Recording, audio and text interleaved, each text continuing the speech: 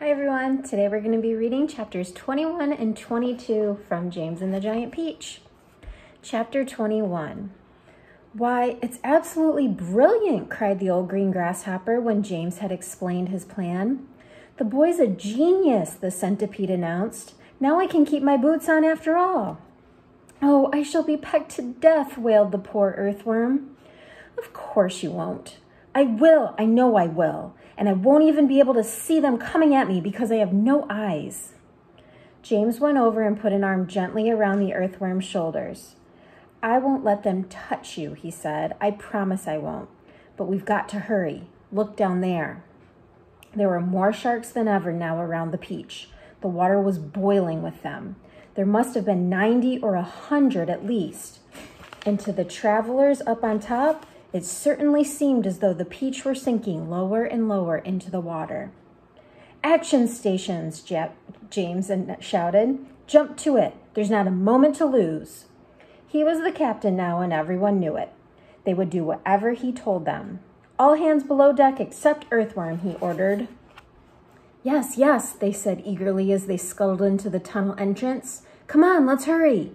And you, Centipede, James shouted. Hop downstairs and get that silkworm to work at once. Tell her to spin as she's never spun before. Our lives depend upon it. And the same applies to you, Miss Spider. Hurry on down. Start spinning. Chapter 22. In a few minutes, everything was ready. It was very quiet now on top of the peach. There was nobody in sight. Nobody except the earthworm. One half of the earthworm, looking like a great, thick, juicy pink sausage, lay innocently in the sun for all the seagulls to see. The other half of him was dangling down the tunnel. James was crouching close behind the earthworm in the tunnel entrance, just below the surface, waiting for the first seagull. He had a loop of silk string in his hands. The old green grasshopper and the ladybug were further down the tunnel, holding on to the earthworm's tail, ready to pull him quickly in out of danger as soon as James gave the word.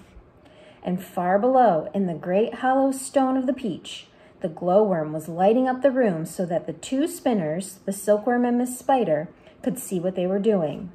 The centipede was down there too, exhorting them both frantically to greater efforts, and every now and then James could hear his voice coming up faintly from the depths, shouting, Spin, silkworm, spin, you great fat lazy brute. Faster, faster, or we'll throw you to the sharks. Here comes the first seagull, whispered James. Keep still now, earthworm, keep still. The rest of you, get ready to pull. Please don't let it spike me, begged the earthworm. I won't, shh. Out of the corner of one eye, James watched the seagulls as they came swooping down toward the earthworm. And then suddenly it was so close that he could see its small black eyes and its curved beak, and the beak was open, ready to grab a nice piece of flesh out of the earthworm's back. Pull, shouted James.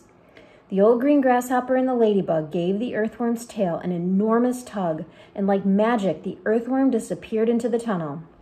At the same time, up went James's hand, and the seagull flew right into the loop of silk that he was holding out. The loop, which had been cleverly made, tightened just the right amount, but not too much, around its neck, and the seagull was captured. Hooray! Shouted the old green grasshopper, peering out of the tunnel. Well done, James! Up flew the seagull with James paying out the silk string as it went. He gave it about 50 yards and then tied the string to the stem of the peach. And here is a picture of James capturing a seagull. Next one, he shouted, jumping back into the tunnel. Up you get again, earthworm. Bring some more silk, centipede. Oh, I don't like this at all, wailed the earthworm. It only just missed me. I even felt the wind on my back as it went swishing past. Shh, whispered James. Keep still. Here comes another one. So they did it again, and again, and again, and again. And the seagulls kept coming, and James caught them one after the other and tethered them to the peach stem. 100 seagulls, he shouted, wiping the sweat from his face. Keep going, they cried. Keep going, James. 200 seagulls. 300 seagulls. 400 seagulls.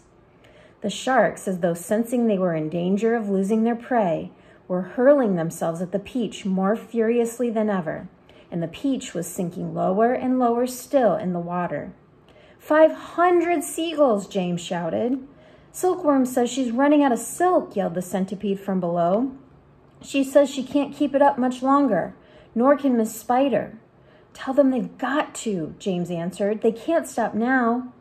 We're lifting, somebody shouted. No, we're not. I felt it. Put on another seagull, quick. Quiet, everybody, quiet. Here's one coming now. This was the 501st seagull. In the moment that James caught it and tethered it to the stem with all the others, the whole enormous Peach suddenly started rising up slowly over the water. Look out, here we go, hold on, boys. But then it stopped, and there it hung. It hovered and swayed, but it went no higher. The top of it was just touching the water. It was like a delicately balanced scale that needed only the tiniest push to tip it one way or the other. One more will do it, shouted the old green grasshopper, looking out of the tunnel. We're almost there. And now came the big moment.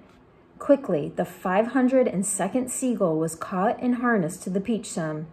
And then suddenly, but slowly, majestically, like some fabulous golden balloon, with all the seagulls straining at the strings above, the giant Peach rose up, dripping out of the water, and began climbing toward the heavens. And that is the end of the chapter.